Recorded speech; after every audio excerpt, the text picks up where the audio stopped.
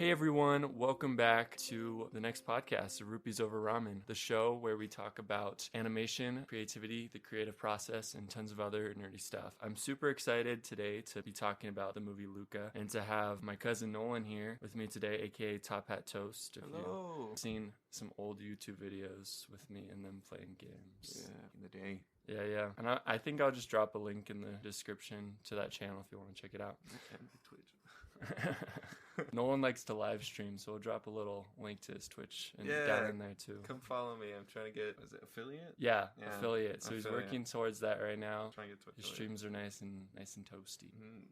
Toasty. So with Luca, it was directed by Enrico Casarosa, and he was the one that directed La Luna. I don't know if you ever saw that short. It's the one where the little kid, his grandpa, and like his dad, and they're all going up to like this moon to pick up all these stars, and they all pick them up differently. So it's like this short film. Not sound familiar. Yeah. No. It's a very interesting style that he does, and he kind of worked that into Luca, which was really cool, because you look at Luca, it's totally different style than a lot of other Pixar movies. It's not like that classic Pixar style. It's slightly different. So starting with the first part, animation and look development, something that I found really interesting is that this look was inspired by Japanese 2D animation or anime. It's not like an obvious thing. I feel like the characters definitely are like Pixar characters, but kind of the backgrounds and the like world building is a little bit different than Yeah. traditional. Yeah, and when they were working on this, they wanted to kind of go back in time a little bit to the Japanese wood print style of like very simplified backgrounds and water and things like that. So it was really cool getting to see that. It was really interesting reading about it too, because the animators were so used to making these super realistic environments, and Enrico would come by and be like, "No, you gotta simplify that. It's too real. It's too real. Stop. Stop. Bring it back. So kind of a background on Enrico. He grew up in the 1980s watching Japanese animation. And Well, me too. I mean, not 80s. and he really liked Japanese animation and just that inspirational look that it had and that watercolor in the backgrounds. So he kind of wanted to work that into this, taking parts of his childhood, which the story is actually based on his childhood, by the way. We'll be talking a little bit more about that later in the episode. He wanted a Vespa. He wanted that Vespa. So I just wanted to start with like a quote, and this is from Luca's director of photography, or like the DP as they call it. He wanted it to still feel like a CG film, but you can sense the hand of the artist touching it. And I think that's really cool way of saying it, because I see that a lot with Hayao Miyazaki's films. It still feels super polished and stuff, but you can sense his hand there working in the characters and the backgrounds. And it's really cool if you look at those films, because if you look at him, he's a lot of times storyboarded the whole story before any writing is even done. Like these beautiful storyboards of the story. It's really cool. Another really interesting thing was this was 63 animators working on this film. Is that a lot or is that not a lot? It's a good amount. Like Significant? it's a pretty normal size for an Okay. animation team, at least what I've seen. And that's the interesting thing is there are like thousands of people working on this, but when it comes to animators, I mean, yeah, that's a lot. yeah, that'd be overkill. That would be like, all right, you're gonna animate one frame and then you're good. That's not even animating. That's just drawing. Good job, man. Yeah, but one thing that was interesting is they had to train all of these animators in the style of this animation. Because for years they've been doing kind of the same style again and again and again. Mm-hmm. And they had to train them in this new style of animation to get it looking perfect, making it look nice and pretty. So also with the look development, there's something really cool about this movie that I really liked was the transformation from sea monster to human. And I was back about and to say, forth. that's like my favorite thing about the movie. Yeah, it's just like done so beautifully, and I wanted to do some research into that and seeing how they did that. Something that's really interesting, just starting off with Pixar, is they seem to develop a new technology with each movie that they work on. Like with Finding Nemo, it was the water. With Monsters Inc., it was like fur on characters and stuff. They're always working on these new technologies and designing these new systems. And it goes back to how it kind of started, because Pixar started with like Steve Jobs and Apple. It was a very like software-based thing. I didn't know it started with Apple. Yeah, he was connected to it. He wasn't like the one that got it all started up. Steve But Jobs, man behind the scenes. he was connected to it. He's connected to everything. Rest in peace. Yeah, but this new technology with each movie was really cool. And the animation supervisor on this movie, Mike Venturini, I'm going to do my best on pronouncing these names. I'm not even going to try. So he was talking about transformation and how they've done it in previous films. And when I think of transformation, the one that like first comes to my mind is the transformation of the Beast to his human form. Interesting. I thought of Little Mermaid. Oh yeah? Yeah. That's a good one too. Animation wise, especially with the Beast, it's this super intense, like so much work is put into it. Some people kind of call it like the holy grail of animation because it's just done so beautifully and so well. But it's time consuming, like, to do that. And they're like, we're going to be having them transform again and again and again. And we do not want this time consuming thing. And of course, with 3D starting out, it's usually a lot easier because you have assets and you have models that you can move and stuff. And the computer can do a lot for you. But still, it was really tough. So instead of a direct A to B character into sea monster, they created a transformation rig. And basically what they would do is they would take the character and turn the character invisible and lay that second character in on top of the first character. So they're occupying the same space and make him invisible. So you just leave the feet and then like it'll reveal the second character's feet as it's moving up with this cool transformation effect. And you could pick with this rig that they made how faded you wanted it to be, where you wanted transformation to happen, where water hit, or where you didn't want it to be. The animators and people working on this were like, when it was done, they're like, whoa, this is cool.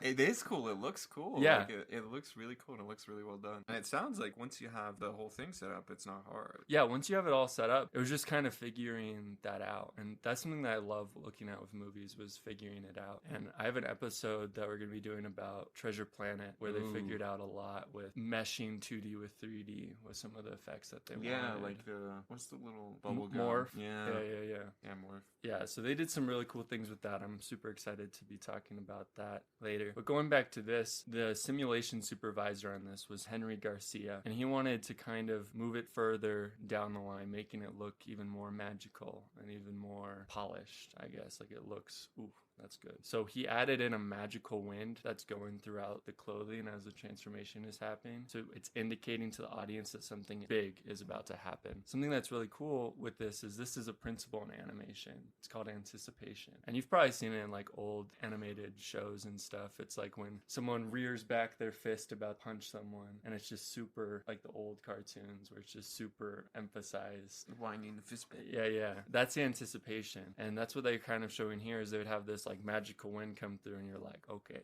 the audience is like, something is about to happen. Dude, I'm gonna have to rewatch the movie after this so I can like actually notice these things, because I haven't done all the research that you've done. So like I just watched the movie once, like when it came out, and I was like, that was a good movie. You know, you're like, analysis. Yeah, and this is one thing that I really like, that I'm excited about this show, is to have different people on and to get their thoughts about the movies, because there's so much that goes on behind the scenes of these movies. It's just like amazingly beautiful. Yeah, I'm very much a casual consumer of animation. But like, this is still interesting. Yeah. I still find this very interesting. Glad to be on the podcast. So. Yeah. And the other really interesting thing that they took 2 months to get on. Guess like what this might have been. It was something super crazy that they had to work on getting figured out. I have no idea. That, like the Vespa. No.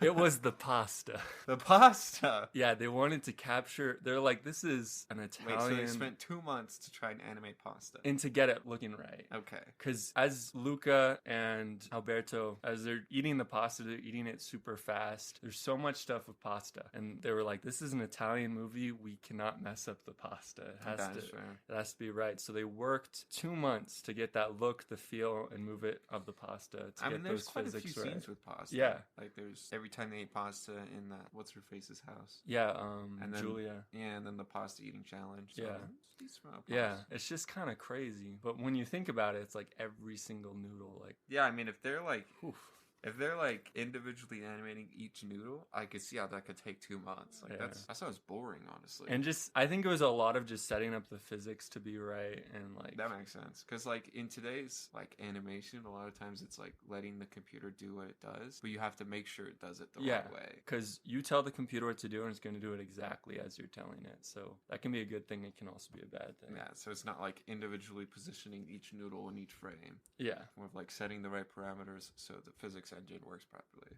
Yeah. I wanted to also kind of talk with the look development of this town. They kind of chose this like seaside town of Porto Rosso, which I thought was super funny because of like the Ghibli movie Porco Rosso. Oh. It's like, oh. Was that like intentional? Or did that just kind of... I'm not really sure. I kind of like looked into it a little bit, and there's two towns that they kind of mix. We're going to be talking about that later, of Porto Venire and Monterosso, which kind of make Porto Rosso. Yeah, that makes sense. But people think there may have been... Oh, Porco Rosso. Yeah, like let's be honest. There's so many Ghibli fans out there. Like, have you seen, just off on a little tangent, Breath of the Wild? I played Breath of the Wild, and then I watched Princess Mononoke for the first time. I was like, oh my, this is the same story. Like, what's going on? Like, the main character is like wearing blue, and they changed Link to wear blue in Breath of the Wild. And then in the new Breath of the Wild, they have the whole cursed hand thing. Like, his arm has been filled with darkness and dark power. That's what happens to what's his face in Princess Mononoke. His hand becomes like poison, the darkness. The darkness. But anyways, back to Luca. These areas of Porto Rosso, he wanted them to be towns stuck in time. And it was kind of going back to where he grew up in spent his childhood. Because in Italy, every summer he grew up in Italy, and every summer he would go to a small port town and spend the summer there. Yeah. So it's really interesting. Because I was thinking about how like you have the British going on holiday, and you have Italians going to like their little port towns. You have Americans usually going to the beach or to the mountains. It's interesting. But this story was based on kind of his childhood and his summer experience. So part 2, we're going to be talking about story, characters, and the cast. And it kind of revolves around this idea that Luca is discovering the power of exploring and celebrating another culture while learning to honor and share his own with others. And you see that kind of throughout the movie. They do it in a different way where it's like sea monsters and humans, but they are totally different cultures. Yeah. And I think something was really cool with that is they really showed that these could be believable cultures and peoples, like living in the same place, kind of contrast to each other. So the other thing they want to work on was the message of friendship and acceptance of yourself as well as others. And sea monsters are kind of that metaphor. Like with Luca, he's trying to accept himself as a sea monster, and with Alberto, he's trying to accept his father's gone, and he has to kind of find out who he is on his own, and he has to have confidence in himself and who he is, to not try to be something real he's confidence. not. I mean, he has confidence. Yeah. He also doesn't. He's definitely got some problems. Yeah, no, that's for sure. So there's really this emotional richness from the animators, the people working on the film. They're all kind of putting in their childhood stories into these stories, and it was just really cool. So were like other people and like the director putting in their like... Yeah, and it's really interesting because sometimes was there more people from Italy, or like was it just like general? I think there were some more people from Italy, because it seems like Pixar and Disney, they've been trying to do where they work on these films, they have people from those cultures come and work on those films that are already on their team. And it's cool seeing that. And sometimes even subconsciously you can put in a little bit of your childhood into a story, especially when you're like an animator, because you're animating this thing and you might put in like a mannerism that you do or that your best friend does. And sometimes it's subconscious, sometimes it's conscious. Like this guy came and spoke to us. He worked on a lot of Disney movies, but one was Princess and the Frog, and Princess Naveen he based off of his college roommate, because his college roommate was always flirting with girls. Man, I don't know why, but I hated that movie. I didn't like that movie either. Like, don't hate me, guys, but I don't know why, but like I haven't seen it since I was like it first came out. It's been a while. I just remember when I watched it, I was like, I didn't really enjoy that movie. Yeah, but also like when I was like 12-year-old boy, I wasn't. Yeah, it's true. Princess movies. Yeah, princess movie. But yeah, people working on the film kind of sharing. So how much like creative freedom do like individual animators get? That's an interesting question. And a lot of times when you're working in the industry, there's kind of like this stereotype of you're doing someone else's vision, you're doing someone else's thing. Because you're just kind of like a grunt, right?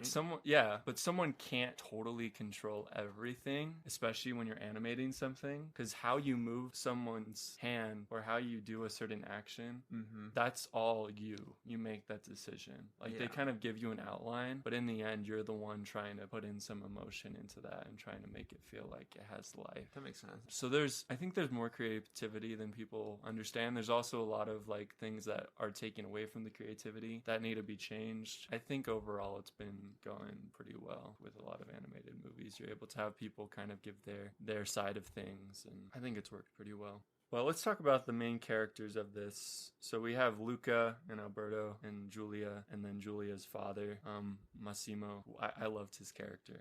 I really liked his character as well. I Really didn't notice he was missing an arm until oh yeah, they pointed it out, and I was like, wait, like what? Like I don't even remember what. Like it was at least like halfway through the movie, and I was like, oh, this dude's got one arm. Yeah, I was watching with my friends, and they're like, didn't he have an arm before? Exactly. I thought he had two arms, but no, it was just. And it was interesting how at first he's like, yeah, I got bit by a sea monster, but then he's like, I was actually just born this way. It's interesting because a lot of times you can't control things. There's things that happen in your life, and you have to adapt. And he shows that really well. He's like best dad. Yeah, he's really cool. But some of the guys that gave these voices was Jacob Tremblay. He did the voice of Luca, and another emotional, misunderstood character that he did the boy in Wonder. If you've seen that movie, the kid that has the face disfiguration and he wears like the helmet. Right, you told me about that. Yeah. I don't think I've seen that. It's a really good movie, and I think Jacob's really good at capturing these emotionally deep characters. Even though he's just a child actor, he's super good. How old is he? Less than 20. I know that. Okay.